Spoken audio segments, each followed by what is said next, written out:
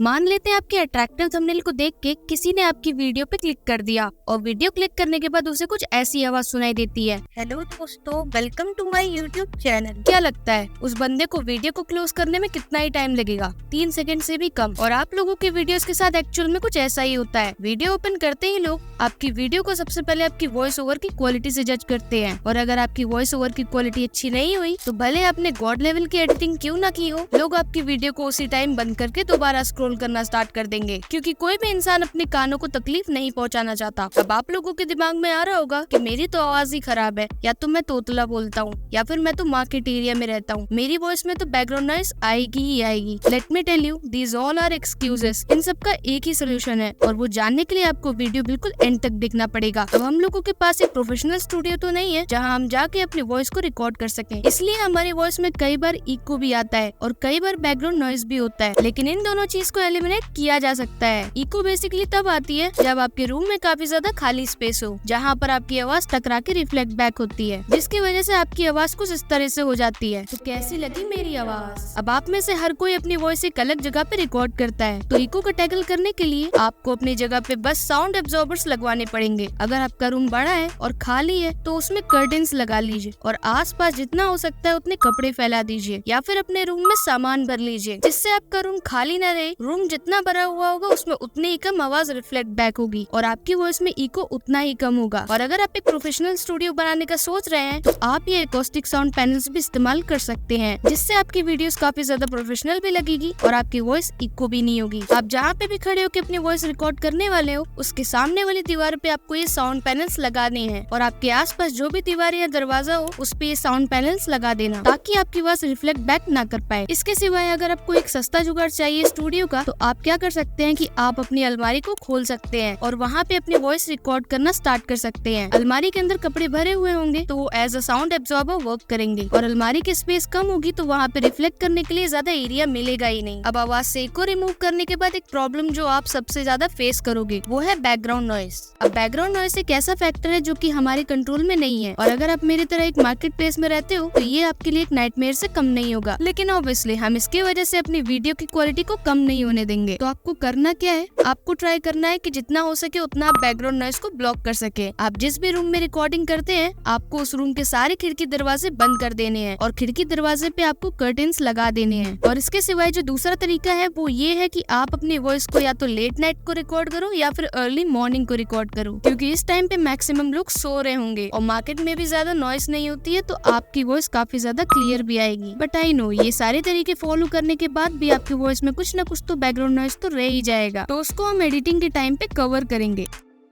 अब अपने रूम या स्टूडियो को सेटअप करने के बाद आपको अपने डिवाइस को सेटअप करना है एक अच्छी वॉइस के लिए। अब बड़े यूट्यूबर्स तो माइक का इस्तेमाल करते हैं अपनी वॉइस को रिकॉर्ड करने के लिए, and I will not lie to you, but mic से काफी ज्यादा फर्क आता है वॉइस पे। अब ये ऑडियो मैं बिना किसी माइक के रिकॉर्ड कर रही हूँ, और ये ऑडियो है माइक के साथ। अब जिस माइक का इस्तेमाल मैं करती हूँ वो है बोया M1, क्योंकि ये काफी ज्यादा अफोर्डेबल भी है और काफी ज्यादा एफिशिएंट भी है। और अगर आपके पास पैसे हैं इन्वेस्ट करने के लिए, so I will really prefer to you invest in the mic. लेकिन अगर आपके पास पैसे नहीं है तो कोई भी प्रॉब्लम वाली बात नहीं है। आप इस एक एप्लीकेशन को यूज कर सकते हैं जिसका नाम है रेक फॉर्ज 2। ये आपकी वॉइस को काफी ज्यादा एनहांस करने में हेल्प करेगा। अब आप जिस भी डिवाइस से अपनी ऑडियो रिकॉर्ड कर रहे हैं, आपको उस डिवाइस को एक स्टेबल जगह पे रखना है, क्योंकि अगर आप उसको एक स्टेबल जगह पे नहीं रखेंगे तो आपकी ऑडियो के साथ कुछ ऐसा होगा।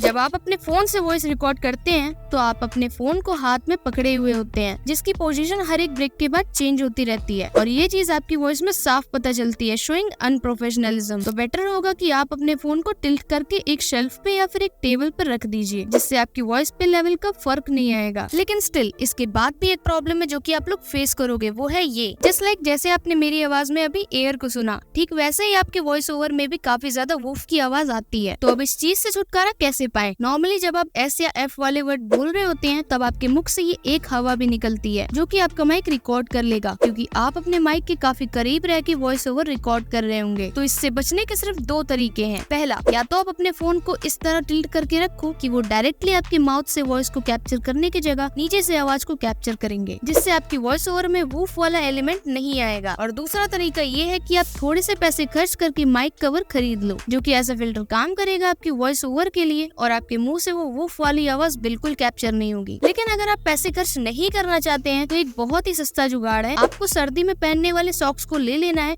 और उससे अपने माइक को कवर कर लेना है और उसके बाद अपनी रिकॉर्डिंग स्टार्ट करनी है। ये भी बिल्कुल सेम काम करेगा और बिना पैसे खर्च हुए आप अपनी आवाज से वूफ वाला एलिमेंट भी गायब कर लोगे। अब इको, बैकग्राउंड नॉइस, वॉल्यूम के लेवल और एयर को कंट्रोल करने के बाद जिस चीज का आपको ध्यान रखना है वो है आपका पोस्चर। अब रूम और अपने डिवाइसेस को सेट करने के बाद आपको उस चीज को सेट करना है जो कि आपका वॉइस जनरेटर है और वो कोई नहीं, वो आप खुद ही हो। अब अगर वॉइस आपके गले से जनरेट हो रही है तो ऑब्वियस सी बात है वॉइस को सेट करने के लिए आपको खुद को भी सेट करना पड़ेगा। अब मैं ये नहीं कह रही कि आपको दूल्हे राजा बनकर तैयार हो जाना है, बल्कि मैं ये कह रही हूँ कि खड़े होकर अपनी वॉइस को रिकॉर्ड कीजिए। अगर आप बैठ के अपनी वॉइस को रिकॉर्ड करते हैं तो आपका शोल्डर एरिया आप ही की तरफ टिल्टेड होता है और आपका चेस्ट कंप्रेस होता है, जिससे कि आपकी आवाज दबी दबी सी आती है। वहीं अगर आप खड़े होकर अपनी स्पाइन को सीधा रख के एक लंबी सांस लें और फिर अपनी वॉइस रिकॉर्डिंग स्टार्ट करें तो आपकी वॉइस में काफी ज्यादा फर्क आएगा, क्योंकि आपके शोल्डर सीधे हो चुके होंगे, आपका चेस्ट एरिया इंक्रीज हो चुका होगा और आपकी वॉइस में एक डेप्थ फील होगी। इसके सिवाय अगर आप चाहते हैं कि आपकी वॉइस में ट्रेबल ज्यादा आए,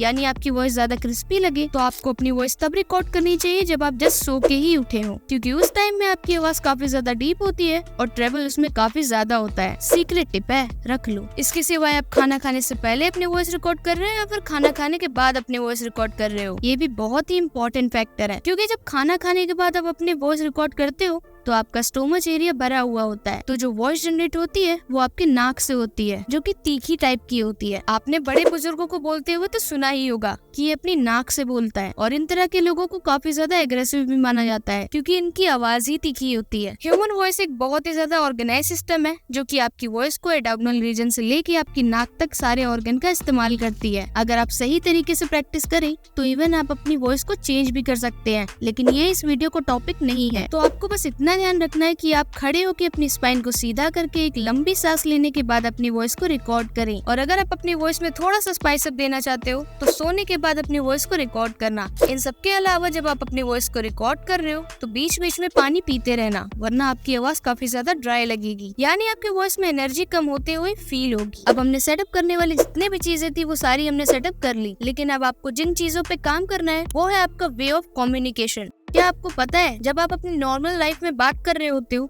तो आप अनजाने में ही 3 ऐसे फैक्टर्स का इस्तेमाल करते हो जो कि आप वॉइस ओवर के टाइम भूल ही जाते हो।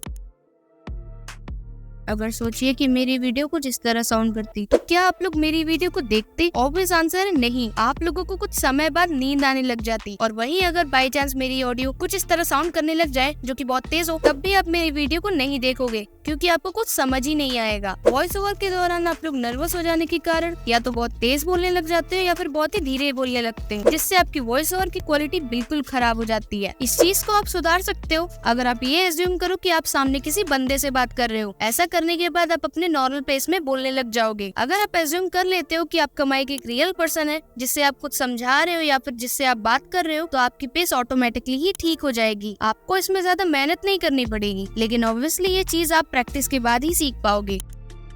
जब आप अपनी वॉइस ओवर्स को रिकॉर्ड कर रहे होते हो तब आपने किस चीज पे ज्यादा एम्फसाइज किया है, इससे काफी ज्यादा फर्क पड़ता है, क्योंकि वो वर्ड्स या पॉइंट्स ऐसे होते हैं कि वीडियो क्लोज करने के बाद भी आपकी ऑडियंस के दिमाग में बैठे रहते हैं। लेकिन किसी वर्ड या सेंटेंस को एम्फसाइज कैसे करें? उसे ज्यादा जोर से बोल के नहीं, बल्कि सही ब्रेक लेके। अभी मैं अपने सेंटेंस को ऐसे बोलने लग जाऊँ तो ये एम्फसाइज नहीं होगा बल्कि शाउटिंग होगी, लेकिन अगर मैं अपने सेंटेंस को ऐसे बोलूँ तो ये एम्फसाइज करना होगा। अब जैसा आपने नोटिस किया कि मैंने अपनी आवाज को ऊंचा नहीं किया बल्कि अपने वर्ड से पहले थोड़ा ब्रेक लिया और अपने वर्ड्स को भी थोड़ा स्ट्रेच कर दिया, जिससे आपकी वॉइस ओवर में थोड़ी डेप्थ वाली फीलिंग आती है। अब लंबे ब्रेक लेने का मतलब ये नहीं होता कि आप कुछ बोलो और फिर इस तरह से स्टार्ट करो, बल्कि लंबे ब्रेक्स लेने का मतलब ये होता है कि आप कैजुअली वर्ड्स के बीच में जितना गैप रखते हैं उससे थोड़ा ज्यादा गैप रखना है। अब ये चीज आप टाइम के साथ प्रैक्टिस करते करते ही सीख पाएंगे। सोचो अगर वीडियो कुछ इस तरह चले जहाँ पे बेस भी ठीक है, वर्ड्स को एम्फसाइज भी कर रहे हैं, तो क्या मजा आएगा? वहीं सोचो अगर वीडियो कुछ इस तरह रिकॉर्ड किया जाए जहाँ बेस भी ठीक है और वर्ड्स को एम्फसाइज भी किया जा रहा है और थोड़े बहुत इमोशंस भी हैं, तो क्या मजा आएगा? बिल्कुल आएगा। बस आपको भी अपने वॉइस ओवर में यही करना है। बजाय एक नॉर्मल स्क्रिप्ट को पढ़ के उसे रिकॉर्ड करने की जगह उसको इस तरह से बोलो जैसे कि आप एक स्टोरी सुना रहे हो, तब आपके वॉइस ओवर में इमोशंस भी इन्वॉल्व होंगे होंगे और इससे आपको वॉइस ओवर 10 टाइम्स बेटर हो जाएगा। 90% यूट्यूबर्स यही करते हैं कि वो स्क्रिप्ट पढ़ रहे होते हैं, जिसकी वजह से उनकी आवाज बिल्कुल एक नॉर्मल टोन में चल रही होती है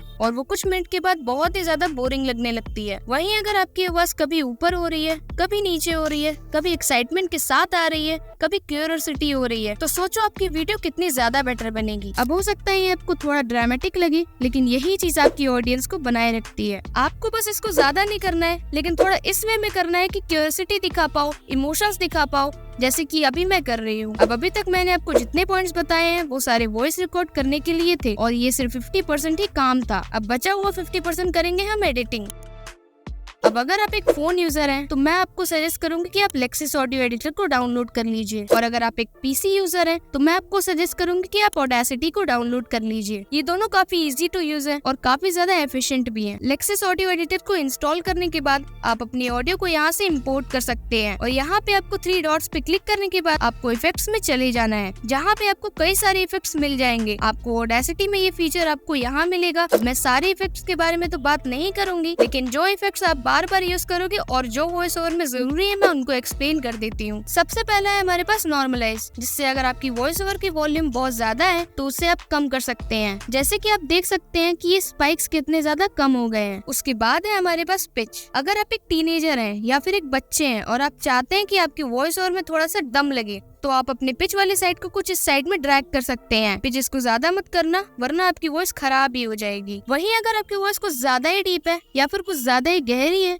तो इस स्लाइडर को आप राइट साइड पे ड्रैग कर सकते हो, जिससे आपकी वॉइस में कार्टूनिश या बच्चों वाला इफेक्ट आ जाता है। अगेन इसको ज्यादा ड्रैग नहीं करना है, वरना वॉइस खराब हो जाएगी। ये आप अपनी वॉइस के अकॉर्डिंग देख सकते हैं। इसके बाद है हमारे पास नॉइस रिडक्शन। अब वीडियो के स्टार्टिंग में जो सारी ट्रिक्स बताए थे, जिसके बाद हमारी फिर भी बैकग्राउंड नॉइस बच गई थी, उसको आप यहाँ से रिमूव कर सकते हैं। जितना ज्यादा ही आप थ्रेशोल्ड को बढ़ाएंगे उतना ज्यादा ही वो बैकग्राउंड नॉइस को दबाएगा, लेकिन मेक श्योर अगेन ये भी ज्यादा मत करना, वरना वो आपकी वॉइस को भी कट करने लग जाएगा। उसके बाद है हमारे पास इक्वलाइजर एंड एम्पलीफायर। अब ये ग्राफ आपकी बेस एंड ट्रेबल को शो करता है। लेफ्ट साइड वाले जितने भी स्लाइडर्स हैं वो सब आपकी बेस को कंट्रोल करते हैं और राइट साइड वाले जितने हैं वो आपके ट्रेबल को कंट्रोल करते हैं। अब आप अपनी वॉइस के अकॉर्डिंग देख सकते हैं कि आपको बेस बढ़ाना है या ट्रेबल, लेकिन अगर आप चाहते हैं कि आपकी वॉइस क्रिस्पी आए तो आप अपने ट्रेबल को बढ़ा सकते हैं। वहीं अगर आपको लगता है कि आपकी वॉइस ऑलरेडी काफी तीखी है तो आप अपने बेस को बढ़ा सकते हैं। अब ये टोटली आपके ऊपर है कि आपकी वॉइस तीखी है और आपको किस चीज को कम या ज्यादा करना है। अब इसके साथ आप आराम से एक्सपेरिमेंट कर सकते हैं और एक पूरा दिन लगा सकते हैं अपनी वॉइस को अच्छे से जानने के लिए, क्योंकि ये चीज आपको फ्यूचर में बहुत काम आएगी। अब इसके सिवाय यहाँ पर और काफी सारी इफेक्ट्स हैं जिनको आप एक्सप्लोर कर सकते हैं, लेकिन उनकी जरूरत आपको नहीं पड़ेगी या फिर बहुत ही रेयरली पड़ेगी। अब ये टोटली आपके ऊपर है। अब अगर आप ये एडिटिंग के झंझट से बचना चाहते हैं और अपने वॉइस ओवर को डायरेक्टली प्रोफेशनल वॉइस ओवर बनाना चाहते हैं, तो आपको बस अपनी वॉइस ओवर को डाउनलोड कर लेना है और आ जाना है एडोबी पॉडकास्ट पे। ये वेबसाइट एक एआई वेबसाइट है जहाँ पर ये आपकी वॉइस ओवर से बैकग्राउंड नॉइस रिमूव कर देता है, आपकी वूश वाली आवाज को भी रिमूव कर देता है, साथ में आपकी वॉइस में ट्रेबल और बेस अपने अकॉर्डिंग सेट कर देता है और आपकी आवाज टोटली ऐसे बना देता है जैसे कि आप किसी पॉडकास्ट में बैठे हो। यहाँ पर अपने ऑडियो को अपलोड करने के बाद ये थोड़ा सा टाइम लेगा और आपको प्रोफेशनल वॉइस ओवर बना देगा। अब हो सकता है इस वॉइस ओवर में बेस ज्यादा हो और आपको ट्रेबल चाहिए, तो वापस से आप अपने एडिटिंग सॉफ्टवेयर में आके ट्रेबल को बढ़ा सकते हैं और आपकी वॉइस क्रिस्पी बन जाएगी। अब ये है मेरी ऑडियो सारी ट्रिक्स और मेथड्स को इस्तेमाल करने से पहले, और ये है मेरी ऑडियो सारी ट्रिक्स और मेथड्स को इस्तेमाल करने के बाद जो मैंने अनन्या गुप्ता से सीखी है। आई होप ये सारे मेथड इस्तेमाल करने के बाद आपकी वॉइस ओवर काफी इम्प्रूव होगी और आपकी वीडियो पे और भी ज्यादा व्यूज आएंगे।